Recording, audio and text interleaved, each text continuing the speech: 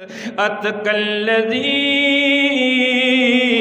یؤتی مالہ یتزکا وما لأحد عنده من نعمت تجزا الا ابتغاء وجہ ربہ الاعلی۔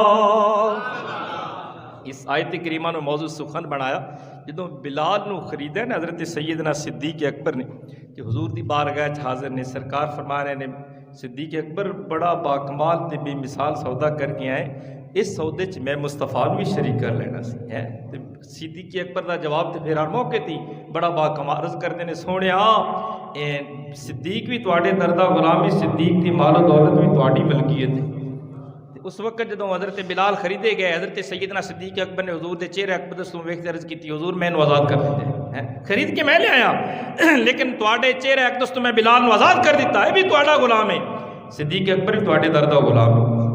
مکے دی سرزمین تے کافراں نے شور بلند کر دیتا کہ صدیق اکبر بڑا کامیاب سوداگر سی، بڑا کامیاب سودے بازی کرن والا سی، بڑا گھاٹے دا سودا کر کے گیا ہے، بلال نو خرید کے لے گیا ہے جدے کوئی کمال والی گل ہی کوئی نہیں، کوئی فن نہیں وہ وچ۔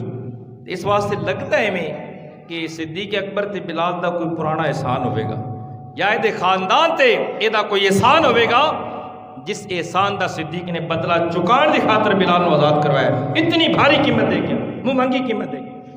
جدوں صدیق اکبر تے اعتراض ہویا اس وقت اللہ نے قرآن دیا یہ آیت نازل فرمائی الا ابتغاء وجہ ربہ الاعلی۔ وہ مکے دے رہن والے پاسیو صدیق اکبر تے بلال دا کوئی احسان نہیں سی، صدیق اکبر تے بلال یا اس دے خاندان تے بلال دا کوئی احسان نہیں۔ اگر صدیق نے خریدے تو صرف اپنے رب دی رضا دی خاطر خریدے۔ اندازہ کرو جدی اس متقی بندیاں اور جدی صداقت دیاں گواہیاں میرا خدا دے رہی ہے۔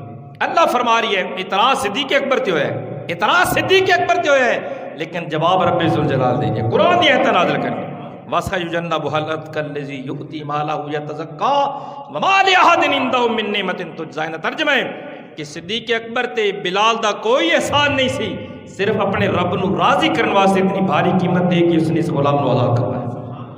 اندازہ کریے صدیق اکبر کتنے مقام دے حامل نے، جنہ دی صداقت دیاں تے نیک نیتی دیاں گواہیاں اللہ نے قرآن دے اندر ارشاد فرمائیاں اور مزید فرمایا وَسَيُجَنَّبُهَا الْأَتْقَى۔ اتقا دا مطلب ہے سب تو وڈا پرہیزگار، سب تو وڈا متقی، اور جڑا سب تو وڈا متقی اللہ دی بارگاہ سب تو زیادہ معزز انسان ہو، یہ بھی یاد رکھو۔ تے صدیق اکبر رب فرما رہی اتقا یعنی متقی نہیں، سارے پرہیزگاراں دا سردار بھی صدیق اکبر ہے، جن دی اتقاء و پرہیزگاری دیاں قسم اللہ ارشاد فرمائے۔ اندازہ فرماؤ کیڈا پرہیز، ان اکرمکم عند اللہ اتقاکم۔ اللہ قرآن وچ دوسرے مقام وچ فرما دے کہ سب تو زیادہ متقی اور پرہیزگار، سب تو زیادہ معزز اللہ دے دربار ہے وہ بندہ ہے جڑا سب تو زیادہ پرہیزگار ہے۔ صدیق اکبر اتنے بڑے پرہیزگار نے، مدینہ المنورہ دی سرزمین، آپ دا میں پہلے بیان کیتا ہے ہر قول، ہر فعل، ہر عمل، زندگی دا ہر کم، ہر صبح، ہر شام، ہر قدم اللہ دی رضا دی خاطر اٹھتا ہے۔ مدینہ دی سرزمین تے جدوں سرکار جلوہ گر ہوئے، ایک مقام تے صحابہ کرام نمازاں پڑھتے سن، جی مسجد نبوی شریف دی بنیاد نہیں رکھی گئی، اس مقام تے جتھے وہ جگہ جڑی ملکیت سی، سہیل اور سہل دو یتیم لڑکے انہاں دی ملکیت جگہ سی، اوتھے کھجوراں خشک کرن واسطے پھیلائیاں جاندیاں سن، یعنی چھوارے بناون واسطے۔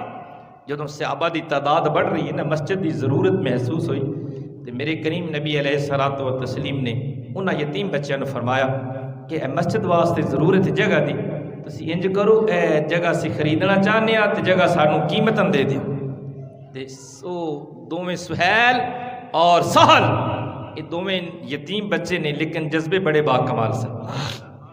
عرض کردے نے آقا اسی پیسے نال نہیں دینا چاہتے، اسی وقف کرنا چاہنے ہیں فی سبیل اللہ، اللہ دے گھر واسطے زمین وقف کر دیں۔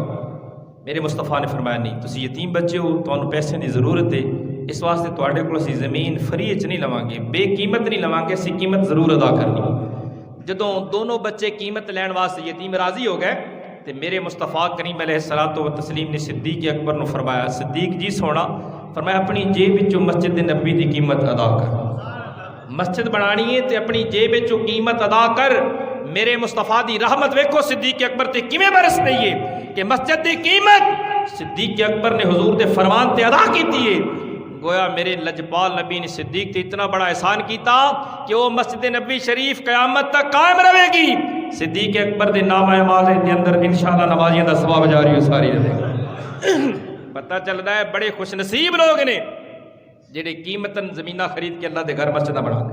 بڑے مقدر والی بات ہے. میں نہیں سرکار نے خود ترغیب دیتی صدیق اکبر نو کہ مسجد دی جگہ تو خریدنی ہے. آج کوئی بدبخت اگر صدیق اکبر دی مخالفت کرے تو سمجھ لو جہنمی بنن دی ٹکٹ خود حاصل کر رہی ہے. ورنہ صدیق اکبر دا مقام تے اتنا عظیم ہے کہ جنہ دے نامہ اعمال وچ مسجد نبی شریف دا ثواب جاری ہے. مسجد بناون دا سارا ثواب صدیق اکبر نو حاصل ہے. قیامت تک لوگ جتھے نماز پڑھتے رہن گے انہاں مسجداں دا ثواب بناون والے خوش نصیباں دے نامہ اعمال درج ہوندا رہے. اچھی بولو سبحان اللہ.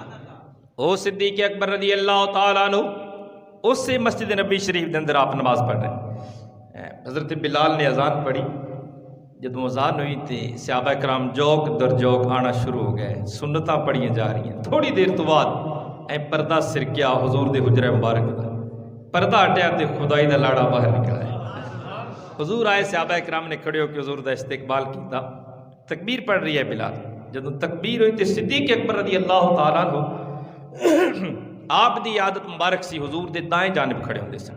جتھے سرکار مصلی ختم نبوت تے جلوہ گر ہوندے نے وہ دے سچے پاسے صدیق اکبر تے آپ دی نماز دا طریقہ یہ ہوندا سی تکدے سرکار نو سن نمازاں میرے خدا دی پڑھدے سن.